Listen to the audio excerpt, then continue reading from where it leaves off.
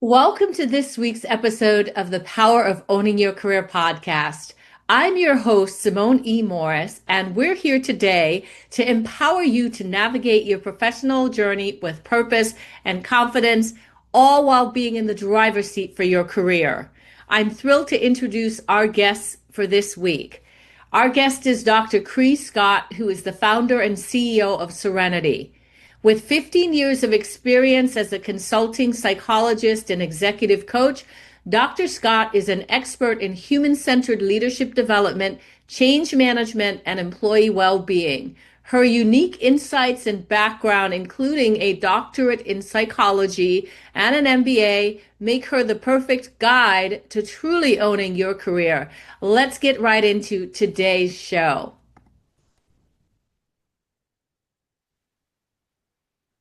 Cree, welcome to the show. It's such a pleasure to have you here today. Thank you so much for having me. I appreciate it. Absolutely. Well, tell us a little bit about your work and what you're currently doing today. Sure. Yeah. So I have been the CEO and founder of my own boutique consulting firm called Serenity Consulting, and I've been doing that for a little over 3 years, and it is focused on leadership development for all leaders in different parts of walks of their life, as well as executive coaching and team building. So I have really enjoyed the aspects of working with leaders and helping them find their way in terms of their goals and successes and things that they like to do to become the leader that they yearn for. Mm. And how exactly did you find yourself into entrepreneurship? Just, as you think about your career journey, how did you land there 3 years ago? Oh my goodness, where do I even start? I think not. I think not on purpose. So I was at my former employer, and I had been working and building my career there, which was lovely, and I really enjoyed my time there for the most part. And I feel like I learned a lot there as well. Hmm. And even with that still being the case, I do feel like I kind of lost myself in a moment towards the end there in terms of just the higher you go in any organization, the less you get to stay close to the actual work, and the more you get into the politics of things, and I think the more you get into managing people, which I don't mind managing people. That part wasn't the thing, but you just don't get to do the work itself.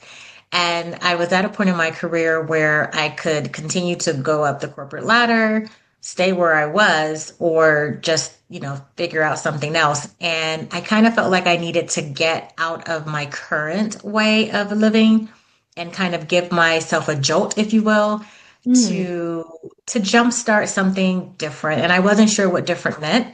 So I was going to take a sabbatical, but I think for me, a sabbatical would have been like how people feel on Sundays when they have to go back to work. And my concern was that I didn't want my sabbatical to be a month of Sundays or 3 months of Sundays. And so I decided to resign, which I was even surprised by myself, and definitely my husband. But we were in a financial situation where I could do that. And the goal was for me to find myself and to figure out, like, what do you want to do with your career, with your life, with this next part? I guess some people could call it a midlife crisis since I'm almost 50, not quite there yet. But I don't necessarily think it was a midlife crisis. I think it was just a moment of I'm feeling overwhelmed. I'm working my butt off, and I'm not sure why I'm working my butt off or for what I'm working my butt off towards. I feel tired, I feel exhausted, and I don't feel fulfilled. Um, Mm.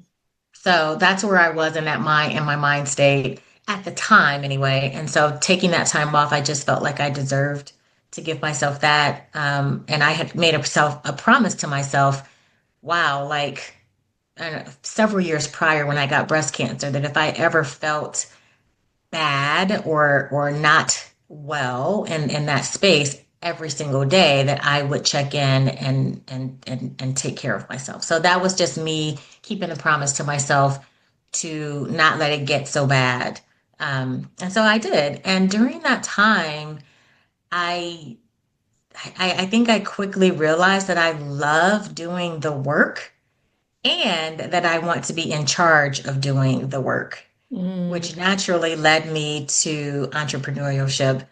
With If you would have asked me that while I was at my current employer, I would have been like, no, I don't want to go start your business. Like that seems like a lot of work. And actually, a lot of my, other friends slash colleagues who had done that, I used to always think like, oh my gosh, like, do you ever get a break? But, as I was just kind of thinking about it and journaling and meditating on it and being quiet and sometimes even being bored after a few weeks, I just decided that I was going to give it a try. And so that's really how it came about. No business plan, no huge epiphanies of, like, oh, I'm going to be a business owner. But it was just like, hey, I'm going to give this a try. I'm big on experimentation. And so that's kind of how I saw this entrepreneurial life coming into fold was let's try it.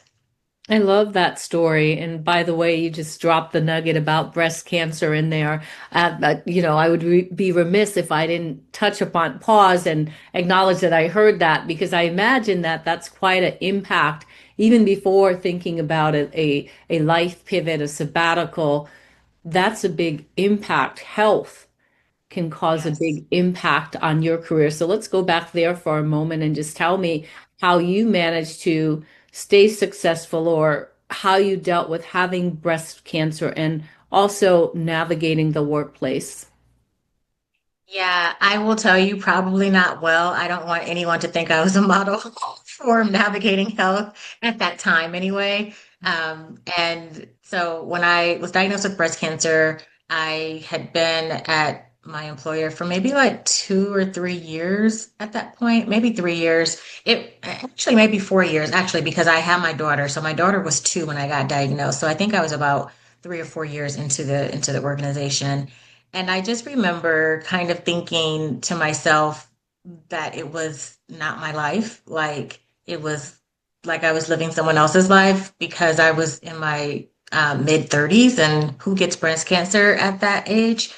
And I also remember just thinking like I want, to just forget it and have a normal life. So I scheduled a bilateral mastectomy and took 6 weeks off, but returned back to work during chemo. So I will say that I am not the model person that that should have actually taken some more time off and really allowed myself to fully heal. I think mentally and physically. But I think that what that did for me is over the course of maybe a year or so of just not being the model person and really like having a lot of mental, what I consider to be not necessarily breakdowns, but just like crises, if you will, like many mental crises and a lot of surgeries and a lot of physical things happening over the course of a few years. I finally got to a path of spirituality. And I think that since then, that is the path that I have been on. It took me way longer than it should have, I think, but I'm giving myself grace and compassion because I recognize that everybody's journey is different. Hmm. But it did take me like a couple of years to like recognize that I was living a life for other people or a life that I had convinced myself that I needed to lead in order to get this way of living. And I had to really like pay attention and get closer to my own spirituality in order for me to heal completely inside and out from not just cancer, but from just all of the ruminating thoughts that I was having around cancer, mortality, and all of those things that you get when you're facing a life, a major life moment. Um, so I think for me, that's when I made a pact with myself that if I ever find that I am back there, which, that was pre spirituality, my spiritual path, that I would do something about it. Right. Like, and so when I decided to leave my employer, I wasn't quite there, but I felt like I was going to get there. And I did not want to return to that because to me, once I, was on that spiritual journey, I needed to stick with it. And I felt like that was the best decision. And it has turned out to be a phenomenal way of living for me to be a business owner and to be able to do things that are fully aligned to my values, my purpose, my being, my soul, like that, all of that. And to be able to show up better for the people around me. Like Mm. that's the part that I love most about this is just, I'm just, I'm just calmer, I'm more focused, I'm more centered, and I get downtime when I need it because I decide. And it's just been phenomenal. I love that. So, I'm not sure if I've ever said this to you, but I took a sabbatical from work so I can understand the desire to do something different or to be more fulfilled. And I appreciate you sharing that and also your backstory with us. Tell me, Cree, this show is about being in the driver's seat for your career. So when, and being in the driver's seat means taking ownership of your career and being tied to the outcomes, being very involved and, maybe as you say, around your values, being in alignment with your values. So when did you realize you were in the driver's seat for your career? That's a great question. I think when I switched so I'm a clinical psychologist by trade.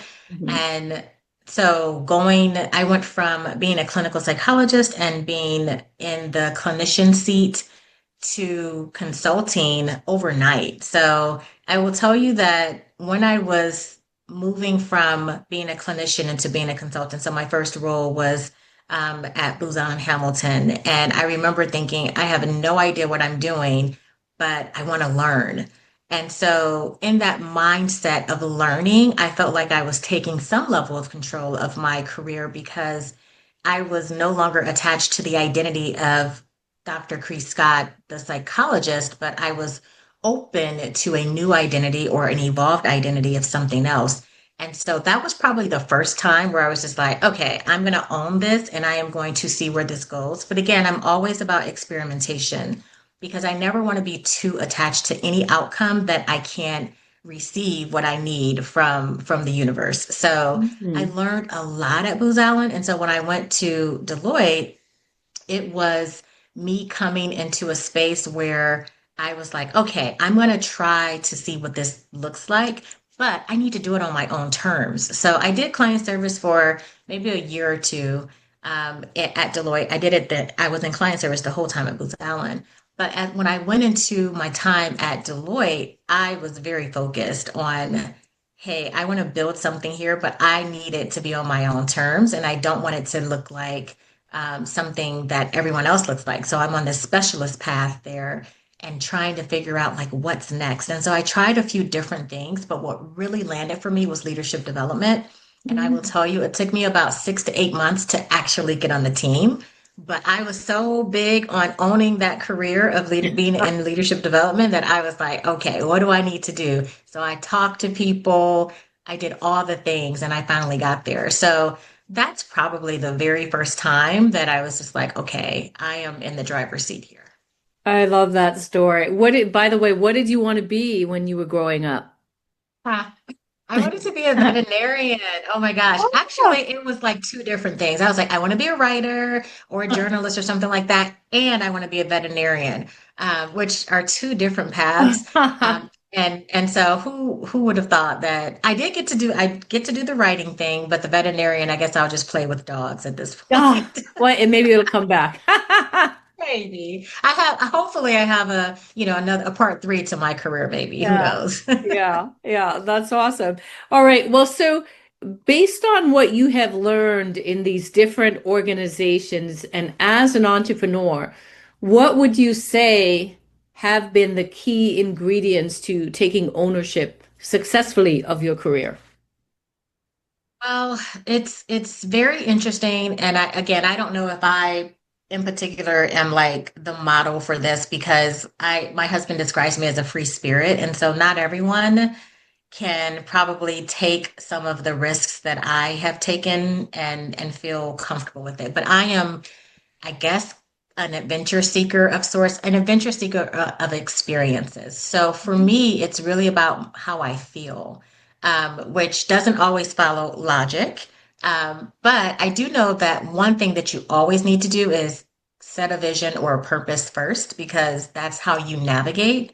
Mhm. And for me, that is the number one thing that anyone should do. So even though I am a free spirit in getting to the purpose or the vision, there is a North Star. I'm not wandering aimlessly, even though to other people it could very well feel that way or seem that way.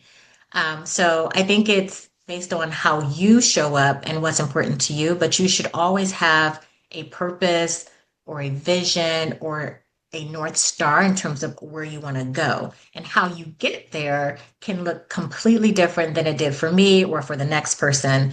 But without that, you will, I personally believe that you are wandering, in the dark without any light. And so for me, I always needed that vision and that North Star. And then once you do that, it's really around making small, tiny decisions each and every day towards getting there. It's not this big, master plan. It doesn't. And if you do that, what I feel in particular for me, when I was doing that in my past, when things didn't go as planned, there was huge letdowns and huge emotional, moments that I don't even know. It just didn't make it does now that I look back on it, it's just like, wow, that didn't even make sense. But in the moment I was feeling it. And those turned out not to even be important, right? Like not in the grand scheme of life. And so what I've learned through, looking back and the wisdom that I have grown to be into today is that you make these small, tiny decisions, but it's okay that if it doesn't work out because you can pivot at any given time and not holding yourself so accountable for making a mistake, learning from your mistakes, but not beating yourself up over those mistakes because those give you information also. And it just helps you to just move in a way that still gets you to where you want to go. But I have learned and learned from a lot of people and gotten so many great experiences from even the mistakes that I've made or even from some of the things that I tried and didn't love, but it helped me to get closer to my purpose. I love that, your North Star. So tell us then, you have invested quite a bit in education.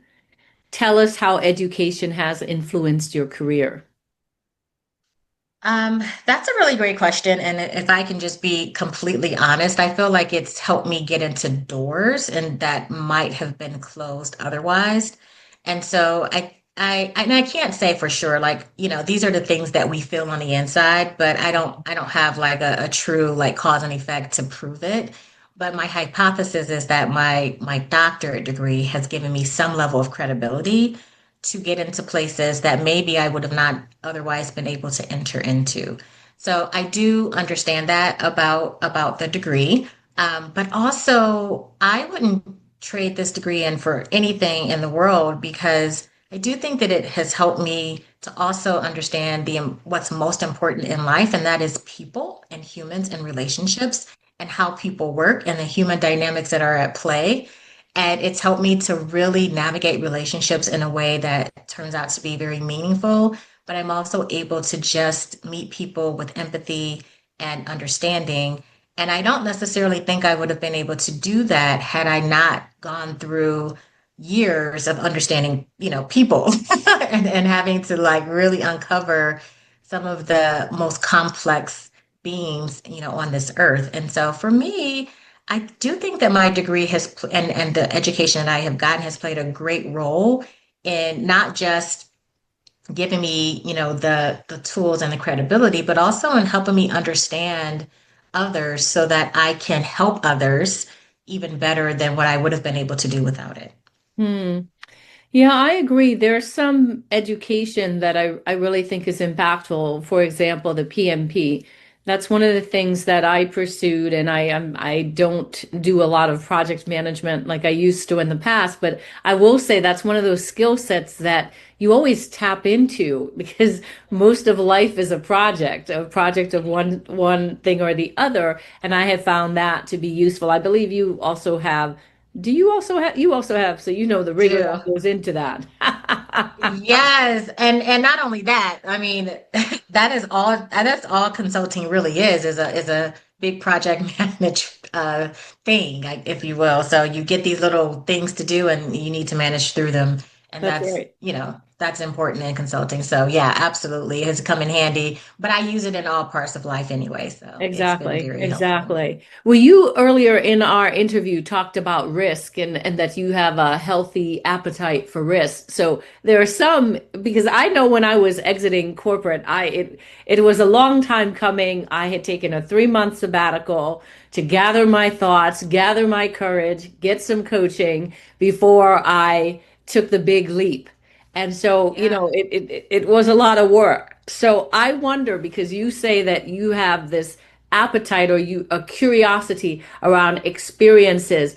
Talk to the listener out there who is just afraid of taking a risk, betting on themselves in their career. What would your answer be? What would you say to them, Cree? Yeah. Okay, so I personally, again, and I keep prefacing this because this is my journey. And so I never want people to feel bad about where they are in theirs. But I do have a healthy appetite for risk, not because I'm betting on myself. I do bet on myself. I do think that, I have what it takes to do a lot of different things, and I'm pretty confident in myself most of the time. However, I'm taking a risk because I am betting on the fact that the universe has my back always and that God is always going to come in and rescue me from myself even sometimes. Yeah. So that's the risk that I'm taking, but it doesn't feel risky if that makes any sense whatsoever. So I do all of these things and I make all of these decisions, but I understand that I'm not doing this alone, and I understand that no matter what, I can always fall back on just my faith. And I don't do anything without faith. I don't make any decisions without hope, without just knowing that there are limitless, opportunities for me in this world, even things that I can't even imagine. And so my brain doesn't go to the worst case scenario. My brain goes to like, what are all the opportunities that could happen, all of these different outcomes. And I just go with that. Like, and it doesn't always, if I look back on my life, it hasn't been a bunch of tragedies. It's just been a bunch of experiences that I love and that has made me uniquely me. So when I talk about risk, it doesn't feel risky. It's just stepping out on faith, which I think to a lot of people feels risky. Mm. Perspective, perspective. Yeah, it's such an interesting perspective about leaning into your faith. Now, tell me, if you were to come up with a title for your career body of work to date, what would the title of that book be? Ooh, the wandering soul, probably. Ah, The Wondering. Colon, Tell full of us life more. experiences. Oh my goodness. Oh my goodness. I've had a very fruitful life. I'll just say that. I have definitely seen tragedy, but I've seen some great joys and I've seen some great moments, some great triumphs as well. But I mean, I had my Series 63 and my Series 7. Like I was like trading at Fidelity, like when I was in undergrad. Like when I I'm tell you learning that so I am much a about you wandering, today. There's these little things that just keep coming out like, oh, really? Thank you for I am sharing. That's truly awesome. a wandering soul. I am a wandering soul. I am a soul living a human experience for sure. During graduate school, I used to braid hair. I used to do hair. I used to do Nice. all kinds of things to get through. I was also in a band. I was a lead singer in a band. I am a wandering soul. I am full of experiences, and I may not do them for very long, or they may be a season for whatever I'm in, but I've tried a lot of different things. And so I just feel like I've lived a full life. So Mm. that's why I think it's a wandering soul, because I'm just like, yeah, what's next? Like even in my current business, I still do a lot of different things. Like one of the things that I did most recently was in strategy. Well, that's not in my title, but I know how to do strategy work. Hmm. So I'm not afraid to say yes to things. I'm also not afraid to try different things because, again, I really want to live life to the fullest. And especially after breast cancer and knowing that mortality is a real thing, even if we're not thinking about it every single day, like I'm Absolutely. saying yes to the adventures of life, and I just want to live it and not be afraid to take a risk, again, not risky, but just to take a step out on faith to try these things so that I can learn more about myself and learn more about things that I don't know about. So that's why I would call it that. Well, I felt like there were like three titles in there, but okay. We'll go with that one because Step Out on Faith was another one. There were a couple titles in there, to be honest, Cree. But anyway, Thank you. so let me ask you, the place that you sit in, and I don't mean physically, but the place where you are right now sounds like there's been a lot of wisdom through all these experiences that you've had on this journey. What resources have been game changing or helpful to you in leveling up in your career? Yeah. Oh my goodness. So I read a lot. I'm sorry. My daughter would say I don't read at all because I listen to Audible, but that's how I find time. So I do listen to a lot of books on Audible, and just like you, reading is fundamental. I know they say that, but it truly, truly is. And there's so much content and so much great thought leadership in these books that I've been reading, whether it's, a book from Dory Clark on how to diversify yourself, or a book from Michael Yeah, Singer reinventing on, you. yes, Reinventing You. Yeah, I love that book. Or if it's, something from Michael Singer or Gary Zukav, or, just the people who kind of help you think about possibilities in faith in different ways.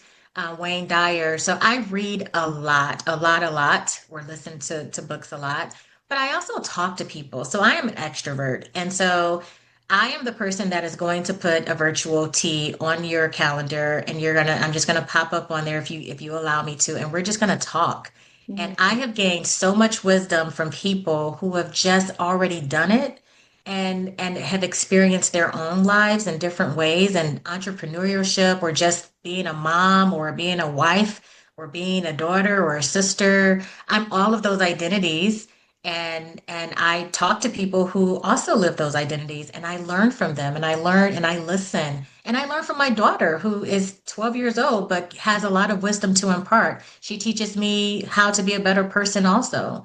Mhm. So I am really a connector of humans, and I really do feel like that, um, people have taught me so much. Even the person that I just that is unassuming, right? Like you just start to like learn from people. And I love those relationships. And I don't go in thinking like, oh, what can I learn from you? And maybe I do, maybe I have that in the background, but I'm just a curious person. And Mhm. I always want to hear people's stories. And I want to hear like what they learned from them and what they got out of them.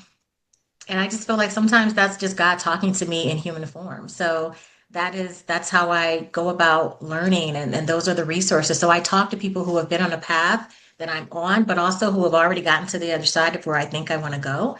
And I just learn. Yeah. Sounds like you would be a good host for the power of owning.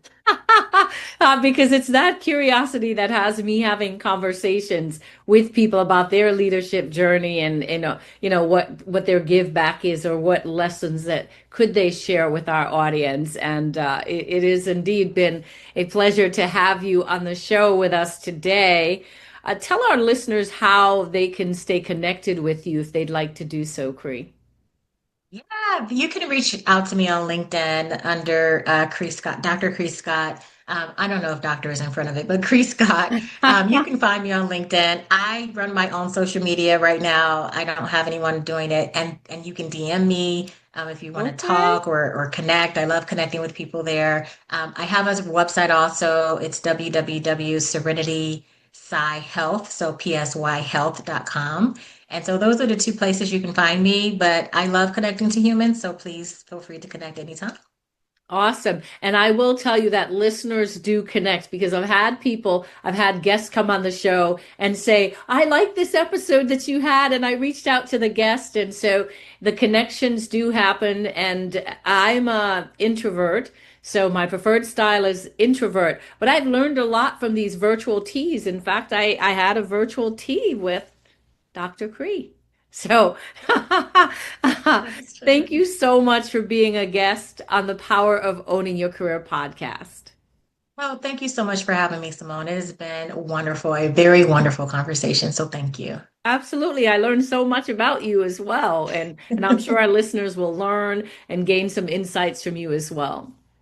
I sure hope so.